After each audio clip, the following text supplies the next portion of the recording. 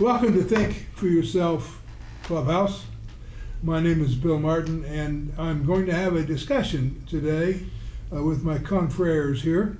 On my left is Dennis Reinhart, a longtime co-host, and on my right is Aggie Martin. I've known her for a few years. What we're going to try to do today is talk a little bit about policies that the Democrat Party might talk together with perhaps middle-of-the-roaders or Republicans about policies that affect our community. We should have a rule, and that rule is not to utter the name of our current president. You can say the word Republican, you can say the word Democrat, but do not utter the name of our current president as we go through these topic areas. What about crime? There's been some talk, I don't know, on the progressive left that we should defund the police. That's all absolute nonsense, is it not?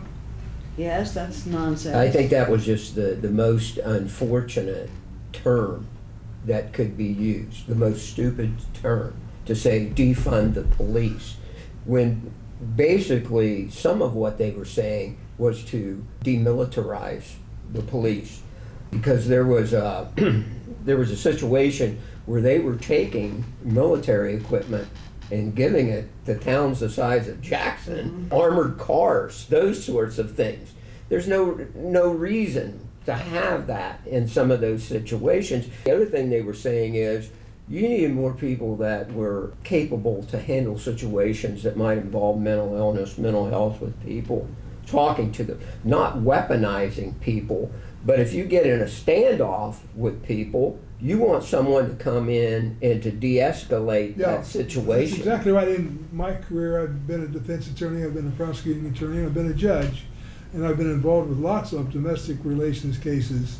I'm an advocate of having a police officer with a loaded weapon on hand, but also having somebody trained in the difficulties that a hot night and everybody mad at everybody else and somebody gets drunk and things just kind of get out of hand. Mm-hmm. You have to be able to handle that situation. However, if the thing just plumb blows up and it's out of control, then you might have to apply force to resolve that situation and protect the innocent parties. And from my view, defunding the police or anything like it, decriminalizing crime, a bunch of nonsense.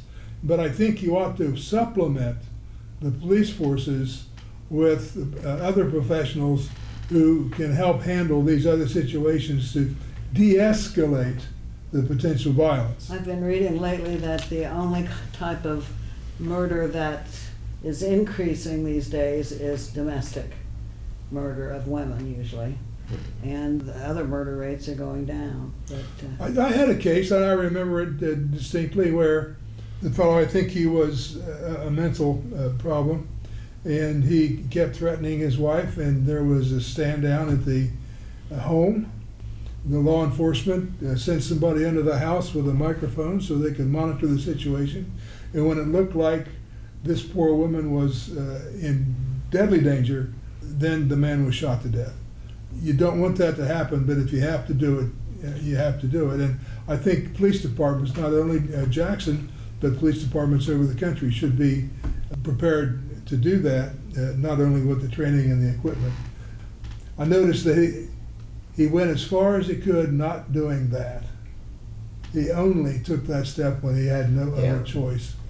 But crime also goes back to attacking it as far as what causes it before it happens. If we're talking about like the drug court that they had here, so much petty crimes probably committed to get money for drugs. Someone's got a drug problem. It's probably much more effective to treat that person, to try to get that person to be rehabilitated, to do that, than to later on down the line this person's committing more crimes to pay for this drug habit.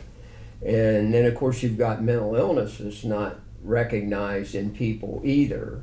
It seems like there needs to be such a wide way of approaching, instead of just saying we're going to fund our law enforcement so they can be punitive or that our judicial system can be punitive on these people. Sure.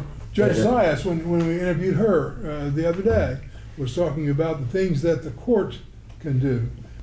The late Judge Mark T. Music was a strong advocate of drug court, basically saying, get the rehabilitation or go to jail, take your pick, and a lot of times they'll take the rehabilitation.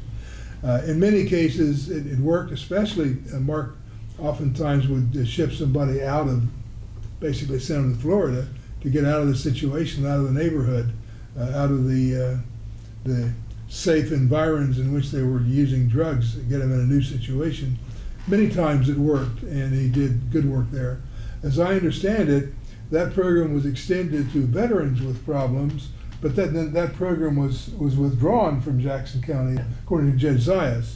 So one policy objective, of course, is to bring that kind of drug treatment potential back to the courts in Jackson County.